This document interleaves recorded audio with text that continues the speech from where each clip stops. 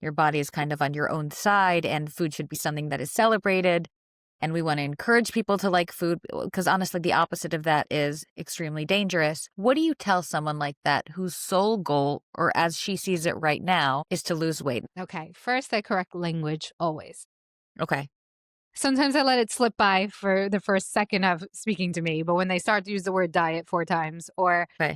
this the word thin in a certain way or start saying very shaming, like negative things, I say first we got to shift your language, number one.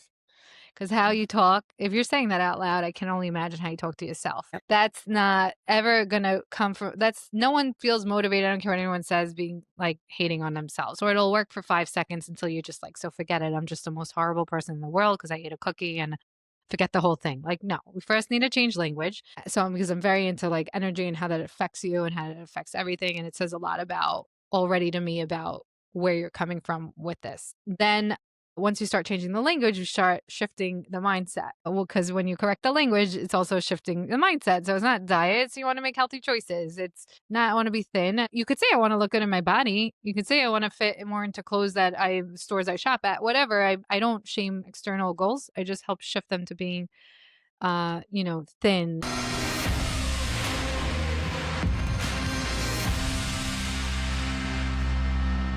Hello, hi, and welcome back to How Did You Get Here? I am your host, Maya Kruger. And I usually spend my days as a therapist helping people untangle their internal wires, but today we're talking about a different kind of wiring, the one between our emotions and our forks. Joining me is the powerhouse Beth Warren, a nutritionist, author, and a single mom of 6 who totally gets the witching hour chaos. And we're diving deep into why we hide behind weight, why we crave Shiva cookies when life gets heavy, and how to stop dieting and start supporting the body you're actually in. She's funny, she's deep, she's brilliant, and we even get to talk about ChatGPT and the life-changing advice it gave Beth. So let's get into it. Hello. Hi, Beth. Thanks so much for joining me. Thanks for having me. So today I have the amazing Beth Warren, who is a nationally known nutritionist who specializes in feeding women and families. And she herself is a mother, and she knows a lot about feeding families, especially with a lot of children. So without further ado, hi and welcome. Thank you. Thanks for having me. I'm very excited to discuss these topics. Very, Amazing. very appropriate. So Beth, the title of the podcast is How Did You Get Here? As in, why are you doing the things that you're doing? So how did you get here? Well, when it comes to nutrition and helping people through food, I've always loved food. That was always number one. And really, it was just such a joy of my life growing up. I always attributed it to happy moments in a really great, I'm really grateful for that, given how much I counsel people who have a lot of challenges around food, and their mental health. But I always saw it as like an exciting aspect. I just didn't really understand the impact it can have on our health. And then over the years, realizing our not only our physical health, our emotional health, and the whole cycle around that. And I always had a passion to help people, and I just fused these two passions together. And it was funny because to start off, it's a science. It is a science, but you only learn it as a science. So I was very intimidated for a long time. And I actually went back to school after I already graduated college to go into nutrition because I was so intimidated by the subject. And thankfully I did because through the sciences, which is absolutely essential background and basis, it I then transformed it into being about the food, which I love, and the creative aspects of food, which I love, and the cooking. And I wrote 2 cookbooks, and my social media is also about recipes. So I was able to fuse my passion for food with my passion for helping people, and that got me to where I am today with at least starting the practice. And then over the years, I became a mom of 6 on my own. 5 years ago, I got divorced, so now I'm a single mom of 6. So life experiences made me even more relatable to clients and clients to me. I learned a lot about myself through them and their experiences, being privy to so many people's stories and challenges in their life and how they can or do overcome them. And then I had to go through my own. So over time, really opened up the space to not just be about food and here's what you cook and here's how to eat and here's the recipes, but now more recently, past few years, going deeper into what's going on for you, what's coming up for you, what are you tapping into, what people coin emotional eating. Like, let's actually dig deeper into that. What does that mean to you? How's that coming up for you? Because over the years, I realized those are the answers to the questions I always got, which is, I know what to do, I just can't do it, or why can't I do it? Which is very shaming, judgmental language for someone, and it's very defeating. But it's because it goes well beyond food, far beyond food, and having you finally explore that actually helps you in all areas of your life because it's connected to a lot of other things. So that's my more recent evolvement into really dealing with the emotional aspects of food. So I think I work pretty balanced with the physical aspects and the emotional aspects related to eating food, weight management, health, and that's where I am today. That's how I got Amazing. here. That's a very comprehensive answer. I appreciate it. I have so Yes. many threads I want to pull on here. Mhm. Um, you're talking about food and the emotional component of it, and I'm thinking about how food can be a very stabilizing aspect or a very destabilizing aspect. Do Mm. you have personal experience with that with food? You're saying that you've always loved food. Was food ever something complicated for you? I know it has been for me and for a lot of the women that I work with. Yes, I would say it wasn't uncomplicated. I grew up with five sisters, Okay. um, one brother. So sometimes that dynamic just makes you a little more focused on eating or food. I also grew up in a community where it's very food or diet focused. It's not only my community, sometimes it's just girls amongst girls. So I was raised like that. I feel that if I get deeper with myself, more so my interesting aspects with food was more about growing up in a large family and feeling like I needed to eat or the food won't be there, let's say, as a child. The food, Yeah. thank God, was there. But as a Hmm. as a child and you can't see that there's gonna just be dinner tomorrow, or then you could go in the refrigerator and get food. I think I grew up with an element of, oh, let me go eat before, the next set of siblings come home and eat. So I think there was It's like like an a urgency. scarcity. Yeah, Yeah. like an urgency for me, scarcity. I mean, a lot the word really around food for people is safety. So, Hmm. but yeah, I think there was that element, and then because there's this interesting idea that I work like I live okay with as I always sort of travel with food, but I feel like sometimes I kind of chuckle at myself because I don't know how deep we always have to go into all our things if we're really fine and aware and actually like compassionate to that side of myself that feels like I just like to have the food on me. Hmm. So I think there's a security in it or comfort. So obviously these things probably stem from, let's say, childhood of growing up in a large family. So thankfully not anything extreme, but if if this even stems something in someone's mind, like I feel like a lot of us have quote unquote issues with food, Oh, whether 100%. whether or not they cross over into being something that's impacting us negatively or something that takes over way too much of our mind. Like I actually love thinking about food all day, meaning Hmm. I talk about it all day, and it's sort of how I guess I utilize it in a positive way. Is I did something positive with it. I like food, or it's on my mind a lot, so I'm gonna, let's say, do it take on this a job that can actually help people through it where I get to talk about it all day. So that's actually, I think, kind of doing a healthy coping mechanism of, you loving food is using it for good reasons, which is how I teach kids and how I teach. I relate to a lot of people who, let's say, have challenges or this food noise people call it these days, or this real like, but what do I do? I love food. I want to eat it all day. And I said, yeah, we could manage that. We could funnel that into actually enjoying it. And Hmm. other than, like I said, the emotional aspect of where is that coming from? Like for me, like I said, I think it's from my childhood and just growing up in a big family, like things that could seem very little, but these were just blueprints on us as we grew up. But actually funneling that into a way that could be positive, healthy, celebrated. It's beautiful to love food. You could cook with it. You could become a food stylist. You can write a cookbook, you can do a social media, like you can always be around food, you could love to feed families, whatever. You can do so much with food and funnel that passion.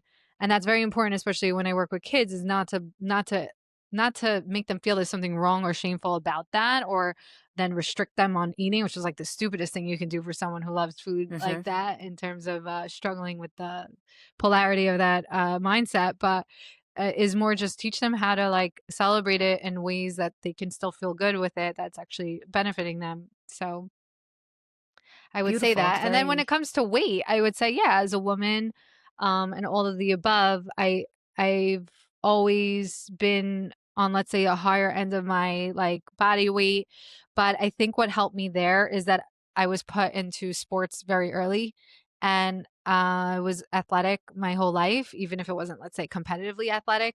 Is I played softball as a kid. I danced, which I wasn't in any competitive dance where perhaps this might have been a different picture, but I did dance. I was competitive, and I mean, I did softball. And I think that through there, you kind of, or at least for me, I learned my body is like my machine.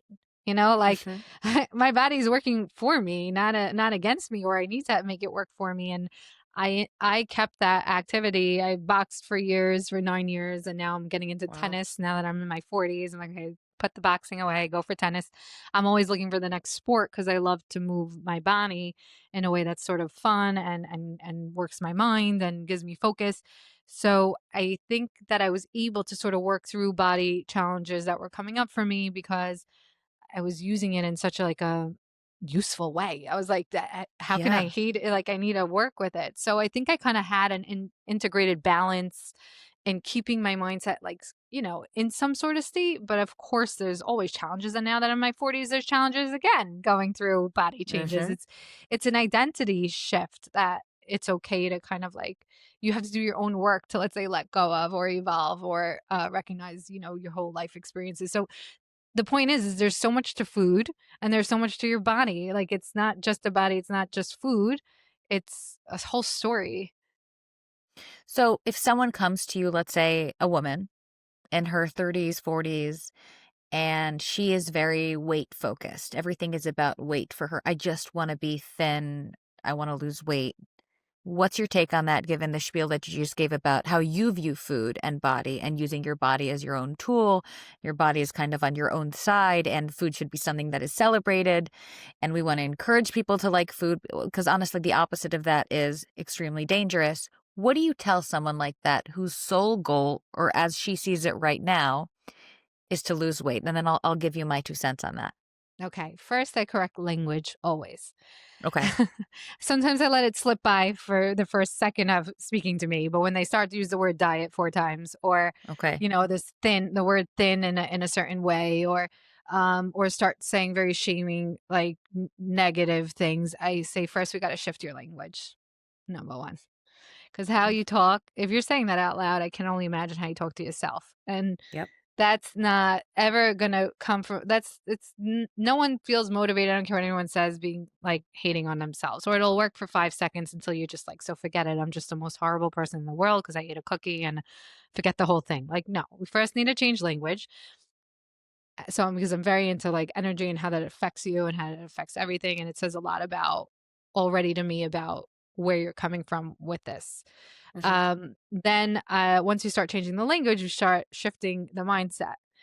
Well, because when you correct the language, it's also shifting the mindset. So it's not diets. You want to make healthy choices. It's not, I want to be thin. So you could say I want to look good in my body. You could say I want to fit more into clothes stores I shop at, whatever. I don't shame external goals. I just help shift them to being thin and, this sort of thing that I know they have a picture in their head of like a Hmm. friend that they just need to be from 12 years ago. So that kind of like shifting of language, which then shifts the mindset. And then from there, I ask why. So why do you want to be thin? Like why? It's not always an easy answer, or it's like a very easy answer in a way that's like, did you just hear what you said? I Why want do you to, think why do you think women want to be thin? What's the actual reason? meaning the deeper reason, or why they think they want to be thin. The deeper. Oh, I What you think actually see. they think that they would be accepted more, that they would belong if they're thinner, or people would like them better. They would be chosen. They would be they want to, let's say, even in a way, be praised and be like this gives them value. A lot is attached to it, and I don't know why. Like, I mean, I know, but I don't know why, because most people who get there, and people do get there, they are just Hmm. wanting more, or they don't see it, or why am I still not happy? Or now they're fighting to stay there because it's such a not sustainable body. Their body doesn't want to be there. So then they spend their whole life staying there. Hmm. And you speak to a lot of these people later in life, and they're very actually finally realize or say out loud, like, I have I have a disordered eating behavior. I don't always like to throw out eating disorder because we could all just have disordered eating Hmm. ideas, and they say it like regretfully or accepting in a way that it obviously affected them their whole life, and so I think that's why. But I'm curious a therapist take on that. So I think I agree with you on the first part about belonging and being accepted and praised. And I think there's another reason that doesn't really get identified in time. So think about movies that we see where the damsel in distress or the very beautiful ingenue, who is usually very thin, um, and is sometimes a tragic figure or goes through these kind of life tests. What I have seen and what's been my experience with witnessing or engaging with these kind of women and sometimes being that woman has been that being thin or being considered beautiful gives us the illusion that we have permission to be sad. Okay, let me take that in a second. Because we need permission. Well, you have like an aesthetic permission, Mm-hmm. essentially. It's okay to have these things or to go through it if you are appealing in some way. There's Right. something, yeah, So yeah, because we feel we need the permission. I'm saying that in we need the quotes, like, permission. Yes. mm, Hmm.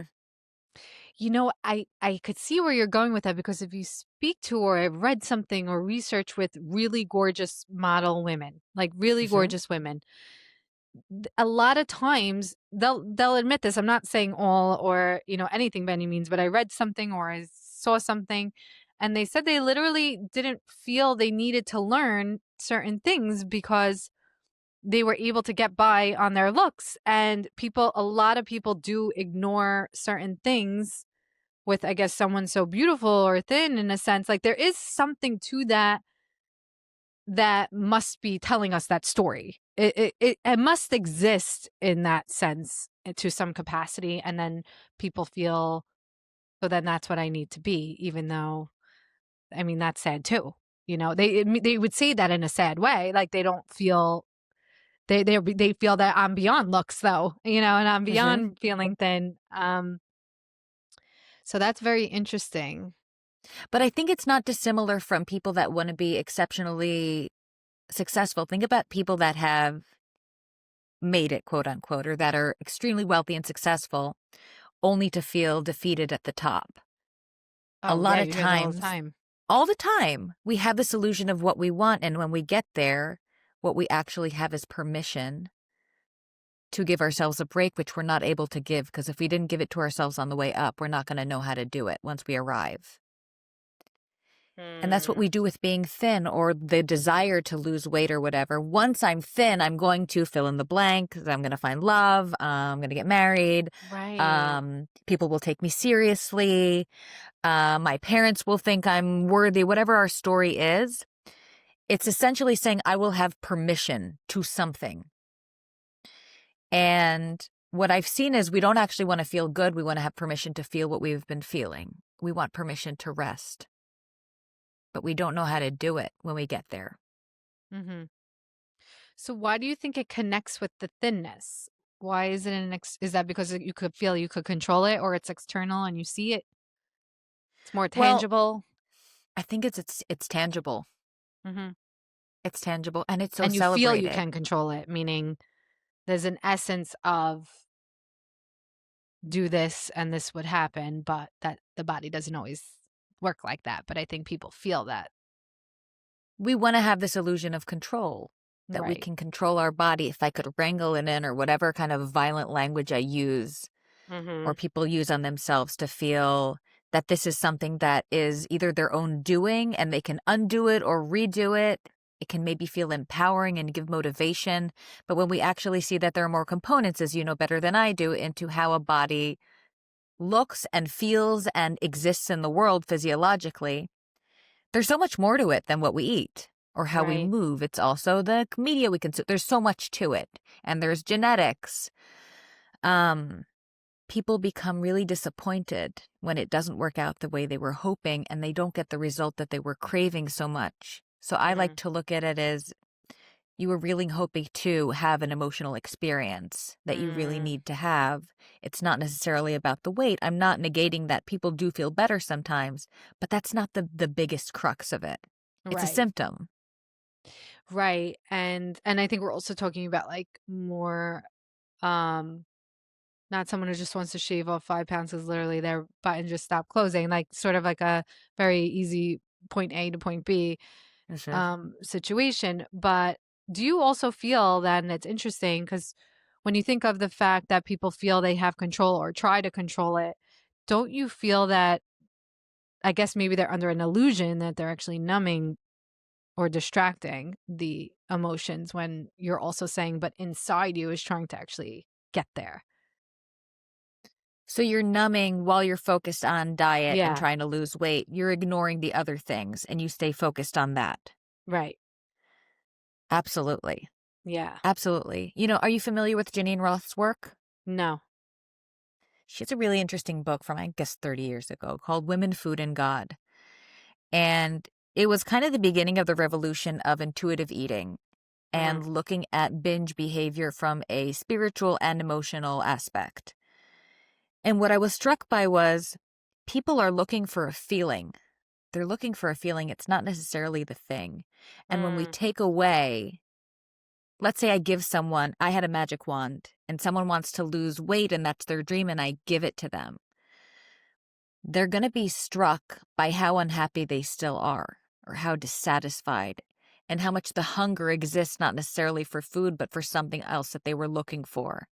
And the hyperfixation or the obsession with dieting and shrinking our bodies and just striving for something takes us out of the present, which just mm. goes to show me that the present feels really unbearable. So, absolutely, to your question, focusing on your body and trying to lose weight takes away from you what you're actually feeling. Yeah. Yeah.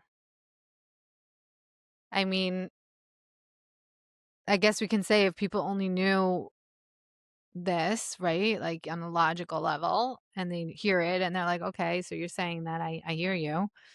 Hmm. I guess how do we get people to tap into their feelings more? Because it's so layered, it's so protected, inside, and they're so focused external that I could answer also in my practice now how I try to do it. Um, what's your strategy even as a therapist to start breaking those layers down so they start to see this connection here? So, Feel this connection. right. So the body is that's the hardest thing when people gain weight or their body changes is that you can't hide from what's happening. Mhm. If I suddenly gain 100 pounds in the span of a year, right, I'm going to look very different and you're going to see on me that clearly something is going on, whether I'm having a physical issue or more likely an emotional issue, something is going on and I'm busted. I'm in broad daylight. I can't hide what's happening internally. And there's a profoundly shameful experience of that. When Mhm. people gain weight, they feel like I can't hide the fact that I'm really struggling and it feels Mm. awful and I'm exposed and I'm embarrassed. When I said before about permission to be sad, think about the idea of the happy clown when we talk about like the overweight, silly, clownish character in movies. Mhm. Those people have to put that on because you can't be also the sad person and be Mm. overweight. It doesn't go together in our brains somehow. We made that disconnect years ago. The media's fault.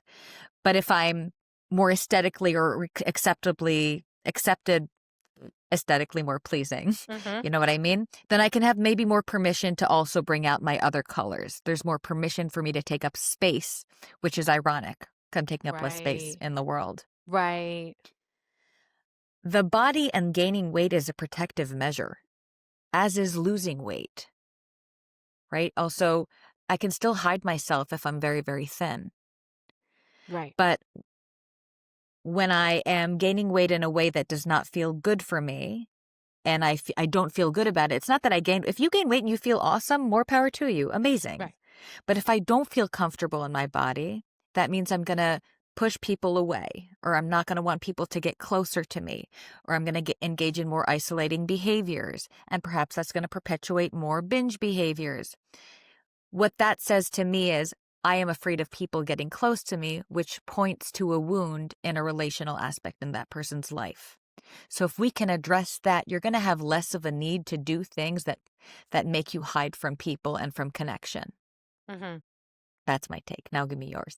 Do you feel you're saying, just to put connected at the end, that you felt like there was that issue before that's sort of energetically putting that out there with the not wanting people close to you, or you feel like you're just saying that's a result of that and then that's what you target and with them is the fact that they're pushing people away? There usually is a reason if it's not like the freshman 15 or something, or postpartum or pregnancy where there's other stuff going on, or early motherhood where you don't have time to sneeze by yourself, let alone make yourself nutritious meals. If there's something that is causing you to gain weight in a way that feels not good for you, as in it's making you feel uncomfortable in your body, in the way that it moves, in the way that it serves you, in the way that it's your tool, to use your language, um, then it is likely about withdrawal and the desire to take some space from Mm. from being very close to people. Maybe I don't feel safe to be close to people. Maybe I don't want to be seen. I want to hide. I don't feel worthy of being touched or connected with, Hmm. um, sexually, romantically, friend-wise, family-wise, in any other ways. But it puts me in a place where I have permission, I'm going to use that a lot today, to say I don't feel comfortable. I don't want to. Right. Yeah. I still feel then, I just keep using the word energetic, but as an element Hmm. of that to this story. And that's what we're trying to say, I think, in the end, is that there's so many layers and weaving of emotional, physical, energetic, like what, Hmm. and like pulling back the layers of the onion is what we need. And that's why I got to this place I am with the practice, how I started, because I came out of school to just talk about food, and then you're sort of like, why can't everybody do this? I didn't even Hmm. understand it as a newbie. Like I'm pretty disciplined, and sure, I have my moments, but some people can't even go a few days, and then I start looking into what goes wrong and seeing the emotional aspects that really take over people's lives, and then the variations of what that even means, and then the life stages, like we're saying, that these things do come up, and what could be going on there. And like there's just so many layers that start tapping on, and then like we're saying also, like the loss of identity in a way, or like the disconnect from themselves, and it just becomes so layered, which feels and sounds overwhelming, but really, I think it just comes down to some steps that you can start with. Because I actually just spoke about this on my Instagram story yesterday. There was a new client I had. She's 70, and she has done a ton of therapy work, you can tell, and a lot of inner child work. So she had a lot of awareness already about herself and a lot of things. But she even expressed to me first that she will follow a diet, meal plan, whatever, going for a more healthy way, more restricted way. It didn't really matter. At some point, she sabotages it and starts binging because she says that she starts to feel controlled. And so that was very interesting. And she had awareness already. But when someone has so much awareness that they're actually more like living in their old story or Hmm. replaying their old story, where she even said, because I get into signs just for fun, like astrological signs. So then at some point, because she had so much awareness and she's telling me, and it was great, it was in a really great way that I could see all the work she's done. So within like a few minutes we're already talking this deep language, like me and and Hmm. from the first time meeting her. So it was great. We jumped right in. And she said, I'm a Gemini. And I literally, because Gemini is twins, and she's like, I literally feel like I see the evil eye, the evil angel, and like the good angel. She's like, I thought that was a very cool Gemini energy. she said she literally sees them, and when she's on a diet and like the good angel's doing what she's wants to do, not even feel she's supposed to, she really wants to eat healthy, she doesn't need to be dieting, she just wants to eat well. The other one comes in and says, you're being controlled, like don't do it, you're being controlled. And then she's like, and then the good one fights back and says, but you're trying to control me. And so they're fighting with each other about who's controlling who. And I'm like, Mm-hmm. where is the adult in this? Like, Mm-hmm. she's a lot of adults, she's Mm-hmm. 70. So I said, these sound like the teenager use, because she said as a child, she felt controlled by her mother. So the babier one is just being ignored in the corner because you got these two teen twins, because she's Gemini, fighting each other, and I have like one inner child. Like I don't ever could Mm-hmm. imagine two. She was visualizing it so well. I was like with her in her picture, and they're fighting over who's in control. Meanwhile, I was like, but no one's dealing with the issue. So I was like, pull them apart, okay? And it sounds like they just need to feel seen. For they both have needs, and just see their needs. Like they want this, they want that. Like put them in $100%. the corners. I said because you're beyond the control story. Like you're past that. Like that's not living in this control. You're aware of it, finding who's in control. Who cares? Like who cares? Like you have a need, you have a need. How can we fuse it together? Like continue the conversation as an adult. And she's like, "Oh, I I never love thought that. of that." And I was It's very like, IFS language. yeah. Oh, yeah. I don't know. I just was having this whole Gemini talk with her. Anyway, where does this come back to the food for me? Because even though we got right into that, and I'm happy to talk about it for a little, I said, okay, so here's how you're gonna, I'm all about intention. Okay. Mm-hmm. So I said, typically when people come, or someone like her who's been a history of dieting says like, okay, I'm going to go on a diet now. All right. I'm going to be restricted. Okay. I'm going to go on the diet. I'm going to do my thing. I said, why don't your intention and your approach to this start to be that I'm going to support myself physically for the wounds I still have emotionally. So you're using food and the strategy of eating well, balance, whatever your goals are with eating now, as a way to support yourself on a physical level for what you want to heal on an emotional level. I love that, Beth. Yes, I love that. That's so also psychologically minded. I think you're using also a lot of language from internal family system, and I know it was you were using astrology to kind of get started with her, but you so intuitively know these things, and I love that you're leading people on deeper processes using almost food as the metaphor to guide them there. Yeah. Part Yeah. of what I'm Janine Roth says using is their like, need for, yes. I literally want to say using. I'm using it. I'll use it. I have no shame. Like, I'll use it. You want to talk food? Like, we'll talk food and we'll get it to hit your goal.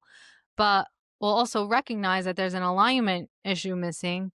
And Hmm. if you can work both together, I mean, if you can actually be aligned in the process of eating, that's where the success is. That's where you're not going to Exactly. hit the blocks. You're just going to move with it. You're going to move with it because you're going to feel connected, and you're going to go and you're going to know you got your back, and you're going to feel like really good about it. And like all these Hmm. positives when people associate with dieting, quote unquote, like to think positively while you're watching what you eat is like, Hmm. and I just feel so good in that, because I said when I started this, it was because I love food. Like I have such a joy around this process. And even though I'm also now going through the 40s and shifting, I still, first of all, always watch my language, even with myself. Hmm. And it's I want to say in a way it's frustrating, but even that doesn't feel so connecting to me because I'm not mad at myself. It's just, it's interesting. It's like I'm being very curious and recognizing my body's changing and how can I help support it. I really like this word of supporting your body, even if Yeah. that means don't even want to say changing it, even if it means shifting it or navigating it or directing it to where it ultimately wants or needs to go. So Hmm. we're even saying, let's say in this example, when it comes to the gaining weight aspect, and I also agree that when there's an element of weight gain, how we're talking, there's something more happening. Yeah. And I sometimes say it could even be, or this is the way I phrase it just on a more basic level, like there was an error in the way that you were taught, or there's Mm. something off with the mindset that you have, or how you were raised around food is something that isn't, really correct. So then we gain weight. Like but on this even deeper level, you're also, and we're also saying there could be other things going on that you don't want, you know, that are kind of coming out in your weight, so to speak, that are coming up for you in your weight because you're not dealing with them, or Yeah. vice versa. So, but with that being said, like you're, so you're supporting yourself in the process, recognizing that weight and food are a part of a bigger picture and process for you, even if it's the goal to look a certain way. It's still aligning from somewhere. It's still coming from somewhere, or it's still bringing up things, because that's what food is. It was our most constant in our whole life. And I love to remind people that, you know, when you're born, the first thing you do is you either put on your mom's breast or bottle Hmm. fed, and it becomes right away a safety thing, love, comfort, right away. So you're We already, associate that with comfort. We don't have to yeah. take that away. Food is also comfort. Yes, and that's what people again, what I correct. It's not scary or shaming to say I eat for emotional reasons sometimes. You know, Mhm. the issue is when it's chronic, or it's always your go-to, or you don't have any other coping mechanisms, or you feel Mhm. horrific about yourself after, or you're using it to distract, actually, like making that phone call, or, you know, there's reasons and red flags. And I have actually a whole emotional eating course online just for $99 people could take, I love where that. I speak on this deeper level in terms of emotions. And having this understanding and awareness allows the pressure to go down a little bit, recognizing that you are normal. It is a normal, natural response, and it is Yep. okay.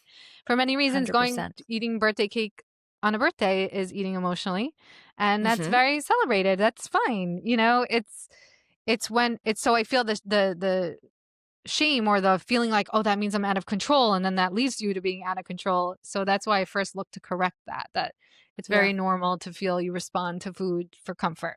Very normal. But we're, you know, let's explore that more.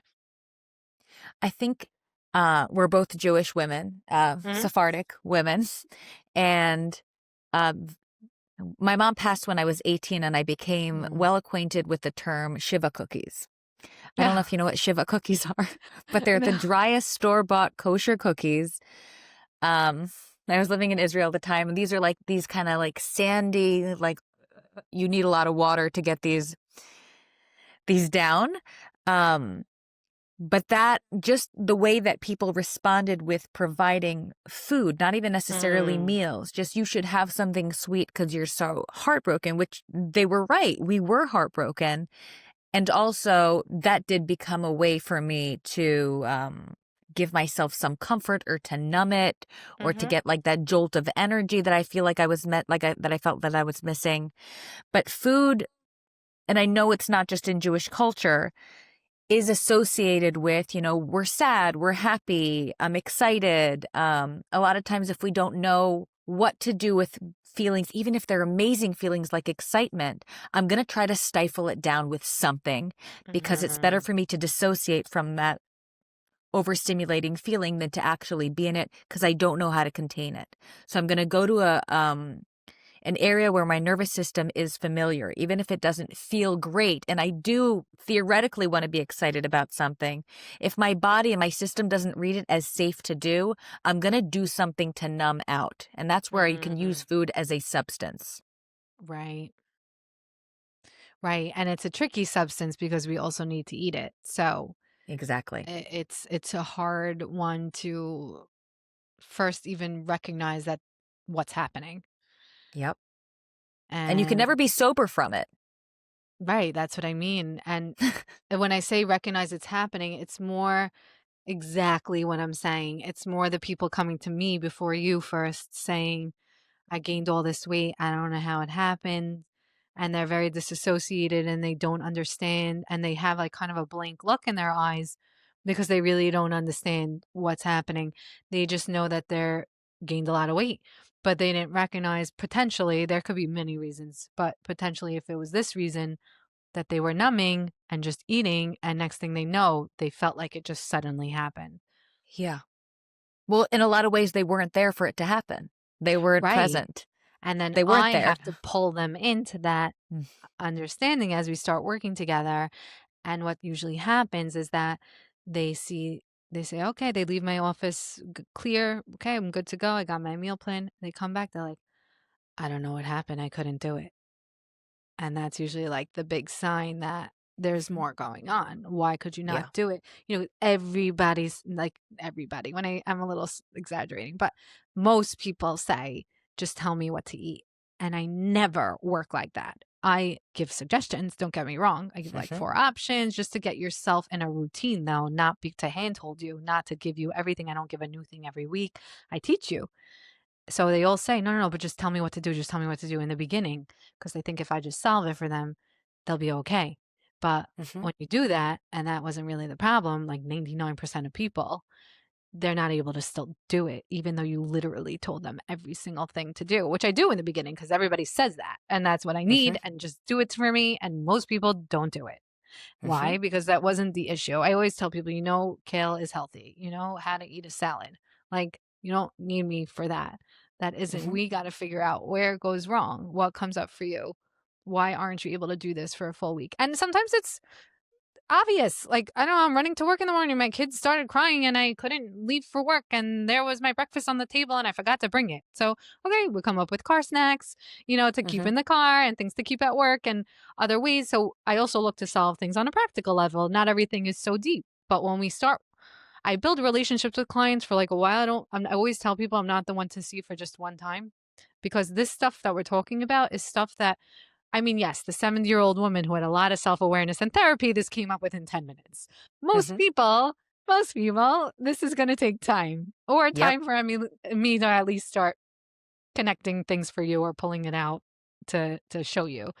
I mean, there's one obvious one that's a little less like, okay, if everyone's thinking, oh my God, I'm not going to fix this till I'm 70. No, this one younger girl has a lot of kids and younger, I mean in her 20s, but she had already a big family. And for the life of her, the girl was so quote unquote motivated, definitely feel she wanted to manage her weight. And for the life of her, could not do it. And it was a very disconnected admittance. It was more like an acceptance, but she didn't want to really feel like how much she was really just not being successful. Mm-hmm. And it was very interesting because she actually could manage to work out a million times a day, Mm-hmm. exercise with her life, with her budgeting, with her kids, with her work, everything. But she couldn't manage to eat. She couldn't manage to find time to eat. But I was saying there are some people like this that I know if they can do all that, they can make time to eat. So why are you not eating? Mm-hmm. And I'm telling you, at least a year, like back and forth working with her, I could only help so much if I can't find it either because I can't pull on anything that's coming up. But I know something's coming up because I said there's no way you're motivated, Then we got started getting to the point where she's having, let's say, a Klein bar on her, and then Mm-hmm. she's still not eating it. But it's on her now. So now she actually got to the point where she's bringing the food with her, has it accessible, and is still not eating it. So I said, "What is?" So I'm saying it like that to her. I said, "So now you have the Mm-hmm. food. You know it's time to eat, but you're still not eating it." Mm-hmm. But she also, by the way, at this point, added in another workout because our trainer said to also Mm-hmm. do the treadmill in the morning. I was like, "What's up?" So as we're talking, and she's just like, "Oh, and then okay, I've been in, and I guess there's a part of me that opened the Klein bar, looked at it, and remembered when my mother told me when I dressed up for a wedding that I look good in the dress, but I could look even better if I was 10 pounds less. And then Ding, I ding, looked at the ding, ding, Klein bar ding. and I put away the Klein bar. Mm-hmm. And And I we have the found it. chills because I was Yep. like, oh, I was like, could we just feel that a second? She's like, no. Like, and I was like, wanted to cry because I'm like, this is what we're telling ourselves. It's even, I'm trying to practice this. Like I said, now that I'm 41, my body is changing. I'm trying to embrace it. So one thing I'm really trying to work on is literally looking at myself in the mirror. And I Mm-hmm. didn't realize how externally I look in the mirror. More like, okay, I look good. Oh, and it becomes more Like about the from clothes. someone else's. Yeah. Yeah, like I'm like, oh, this goes with this, and I'm stylish, and I like it, and I do like that, and I enjoy it, but it takes me away from myself, and I'm just like, this is so interesting. So I'm really trying to like do this new like older practice of like, oh, I want to like just look at yourself a little bit. It's hard. It's not. It's interesting. You think you see Mm-hmm. yourself every day. I'm seeing yourself on camera with you too, but I'm not really like Mm-hmm. looking at myself. Mm-hmm. And so it's just this aspect of like connecting that's scary. It's right there. It's right there, and let's say what she told me, and if you sat with that a minute, you're gonna cry. It Yeah. hits something, and these are the stories we're walking around with. This is the weight we're carrying. Talk about weight. This is the Hmm. weight that we look to bury with actual weight, or whatever the scenarios are where our bodies start hurting in different places because we're just carrying so much, and um, it's a lot. It's powerful though, right? One of Yeah. one of the things that I love the most that Janine Roth says is the way someone eats can tell you everything about the way that they live. Whether Mm. I'm taking too much than more than I can contain, or denying myself and restricting, or eating away from people, the way that I eat is going to show you everything about what's going on internally with me. And it's going to tell you a lot about my stories. And, the Shiva cookies was the beginning for me of a very complicated relationship with food that lasted a long time. And I have two daughters. And one of the things I definitely do not want to pass on to them is any of that stuff. So I do a lot of work on that. But making friends with a body that may not be the way, 16-year-old me hoped it would look like, Mhm. but looks like a 39-year-old woman's body who had two children looks like, is what we need to work with. And when you say looking in the mirror and not looking externally at the way that you look, but maybe looking at how it feels to be in your body, Mhm. I like to think about the fact that I get to be in one sometimes when I'm having a bad body image day and I'm really struggling, that like 88-year-old Maya, God willing, I get to be that age, if she could see me now, would say, wow, we get to be in a body that moves so easily and gets to hug our babies and make food with these hands that don't hurt. And I get to walk. And I have the privilege of being in a body that I can be in, that's okay for me to be in. Mhm. And it may not look the way, again, adolescent Maya would have wanted, but she was adolescent and very influenced by 17 magazine, as we all were. Yeah. Right. I think also what helped me was slowing down in a lot of areas in my life, but making sure to have like yoga in my life, which of course, if Hmm. people are listening, I also was the one that was saying, "Oh, I can never shut my thoughts up. I don't want to do yoga." And now seeing the benefit of slowing down and being very in your body with movement, especially Hmm. since I'm used to sports and running and whatever, and I still do that, but the slowing down, I think, puts you in your body. The looking in the mirror, honestly, touching, like right now, I'm like touching my hands, like kind of Hmm. flagging that you're like actually like touching. Hmm. It's it's it's very interesting. It's something that I didn't realize I wasn't doing. Um, I think also what was interesting is like even with my kids, I'll hug them fast, but now like as I get older, I'm like, no, I want to like hug you. Of course, babies are easier, and they're like little Hmm. infants and you're just like smushing them. But Hmm. there's just interesting aspects that can make you more body aware, I guess you can say. Like, believe it or not, I don't think people are body aware when they're obsessed with their bodies, like in the ways that we're saying.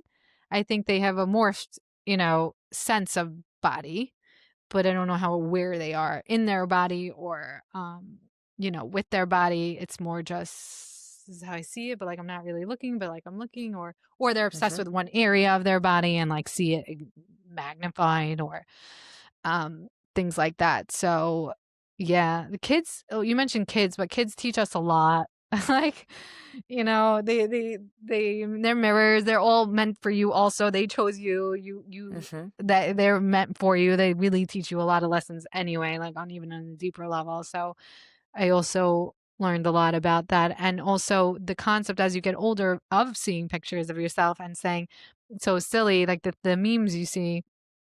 I wish I thought that then. So you start letting Hmm. go of that as you get older too, because you like get smart. You're like, yeah, but in 10 years I'm gonna say, remember my 40-year-old self? Like we're just Right. always gonna say that. So Hmm. it's very interesting. I wanted to ask you, kind of as we're coming to the end, about why you think moms have such a hard time feeding themselves and taking care of themselves and what you're seeing. I think they quickly become overwhelmed with the transition of their life without sitting and recognizing it is a transition. I Hmm. think we fall into it because there is no break or space, or they don't know to articulate, verbalize that they might need a break, or recognize how important that might be to give themselves some space to recognize, whoa, this is all happening really fast. Like, where am I feeling with this? How am I doing? What's Hmm. going on? What's coming up for me? What do I feel I need? I'm going to take a bath tonight. Like, so it could be the smallest things if we're on top of it earlier, which I was not. I ended up getting divorced and everything. It was a mess. But I wish I knew to regroup with myself for whatever that meant, getting a cup of coffee and just sitting for 5 minutes on the table. But in a way that I was actually regrouping with myself. Because I feel we're thrust into the chaos, because that's the baby needs you this, and then you're crying, and then you're this, and it's just the way it is, which is beautiful, but we quickly lose ourselves. It's like we slip right into that role without recognizing we're the important ones here first. And from us comes everything. And not giving ourselves anything is not helping, your children, or you're passing on things to your children anyway from your stress and whatever you're feeling. And that nourishing your bodies, like I said, using it as a way to support yourself on a physical level for what you might be doing in anything in life, but also emotionally, preempting that with feeding yourself well. So it becomes just something you slip right into, and you're like 20 years later, like, what the heck happened? And 50 pounds up, you're like, who am I? And then, and that's just, we're talking food and weight, but it's Hmm. really in many areas. Not, It's maybe in not everything. all. Yeah, maybe they keep like a couple things or realize other things quicker, but they don't realize that food, I tell this with people in any transition of life, getting a new job, going from season to season, a commute schedule versus not. Food doesn't just move with you. You have to intentionally shift it. You have to, Hmm. uh, kind of take a step back, look at the life in front of you and say, okay, where am I going to fit my food? When am I going to feed myself? Like, and work with your life. It might not be perfect. Like, there's times I eat in my car and everyone's like, oh my God, mindful eating. I'm like, it's not happening today. That's Yep. okay. I'm gonna eat in my car on my lap, and I tend to balance a lot of things on that lap. But no one should see my car. It's like very embarrassing. So, and then I Same. saw that meme recently saying how to clean your car with kids, and then it said ha ha ha ha ha. So, but meanwhile, I'm the kid. I'm the one messing up the car because I commute a lot to Brooklyn to my offices from Jersey. But anyway, so I just feel that we just slip into the transitions of life without flagging where's me in this? Like, Hmm. who am I in this? And then we become the mom, and that's a new role. And then, but that's not our only role. And then again, years later, we all wake up to the program. And sometimes for people that's with weight gain, or they start to get, God forbid, health issues or diabetes or cholesterol. Like, I don't know. I never had this before. Like, I hear this Hmm. type of language all the time. I don't know. I don't know what happened. I don't know what I do that. I don't know why I just keep eating my daughter's leftovers on the plate. I don't know what I'm doing. Like, they don't even, I think what we're talking about in this podcast, this isn't stuff that's making them feel good. This is not about No. shaming if someone gains weight or they want to eat a cookie. This No, is and there's nothing not wrong with being feeling in a good. bigger body. We're not Yeah. meant to all be in the same size body. Some of us Yeah, will it's more naturally, about in a how is healthy this body, be bigger. yeah, it's more about where is this coming from? How's this making you feel? Right. Um and yeah, I would say that that's what happened is they sort of just get lost in life because I don't take excuses and I'm a I very busy see. person and I manage to eat. Now sometimes I skip breakfast. I'm not saying perfect. I'm saying I Hmm. eat.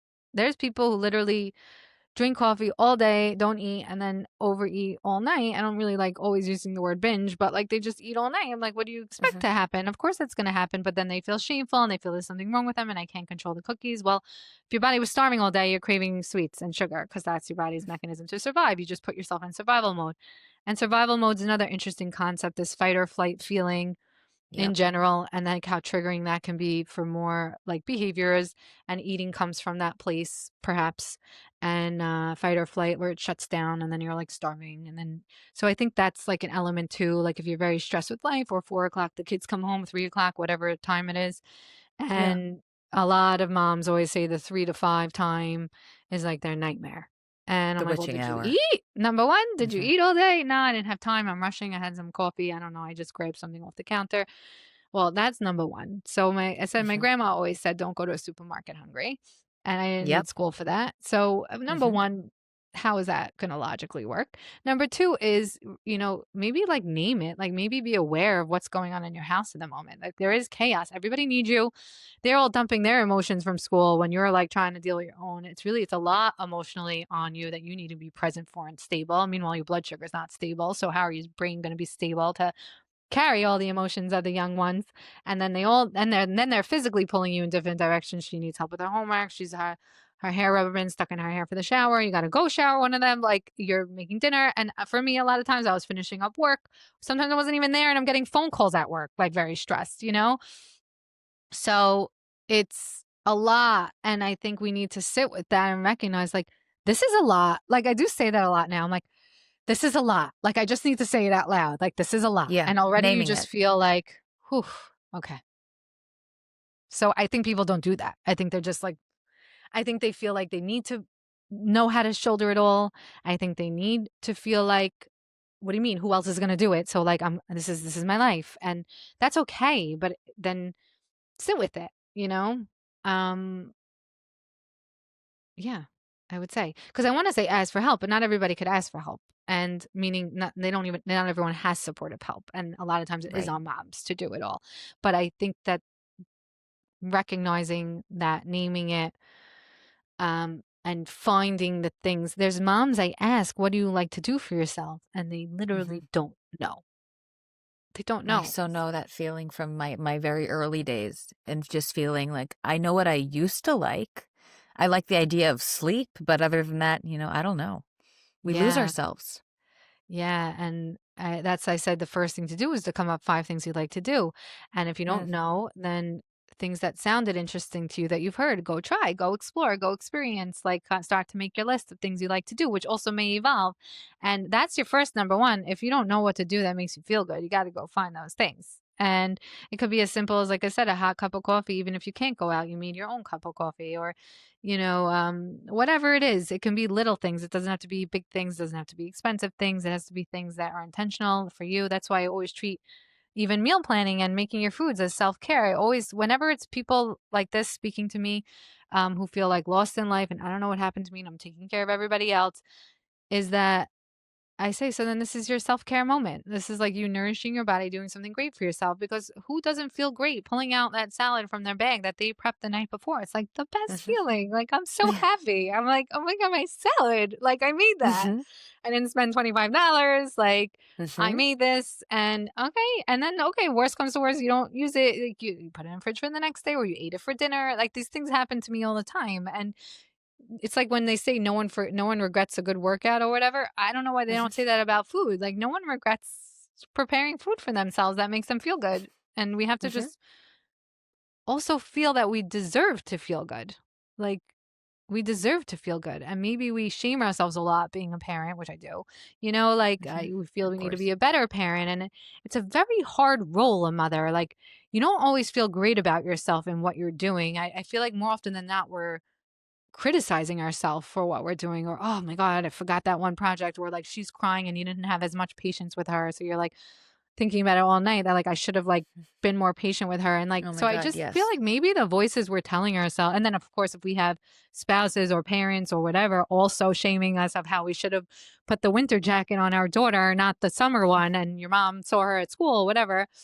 It's actually not a real example, but it could be for me. But like these things where all the voices are very judging and very Hmm. shaming. And then how do you not start to turn that inward to yourself? So if you Hmm. don't take care of you, I hate like to break it to people, but like no one's gonna, like you got to do it for you first. Or It's I about being a mom to yourself. mom to yourself. And I heard something great recently that was like, I think it was ChatGPT. I'll be honest. It was like Okay. you need to hear your voice first. And that struck a chord with me. Like, I don't know, I was talking to it about something. It was very interesting. I just finally started to figure out how to use it in conversationally. And it's like you're looking to external people to make you feel better, let's say, is a very simple example. And it was like, you need to hear your voice first. Wow, ChatGPT, look I at you know.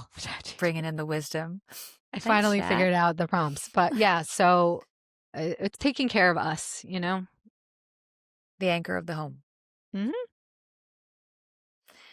This has been so amazing, Beth. I'm really grateful that you came here and that you showed up with all your wisdom and your experience. Where can our folks find you? Oh, thank you. Instagram and TikTok, I have the same name at Nourished by Beth. There'll be a Okay. lot of fun recipes, practical tips, and fun things. And then I also work in my private practice. I have a big virtual program too, so we could work from anywhere, nourishedbybeth.com.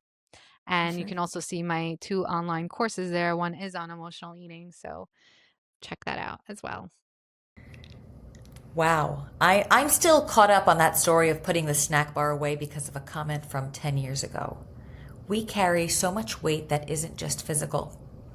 And if you're feeling like you've lost yourself in the transition to motherhood or just the chaos of life, I want you to remember Beth's words. You deserve to feel good. Not 10 pounds from now good, but right now good. Go check out Beth at Nourished by Beth for some actual practical magic. And maybe take 5 minutes today to just, I don't know, hear your own voice. Thank you for listening to How Did You Get Here? I'm Maya Kruger, and I'll see you next time, hopefully with a hot cup of coffee and a lot of self compassion.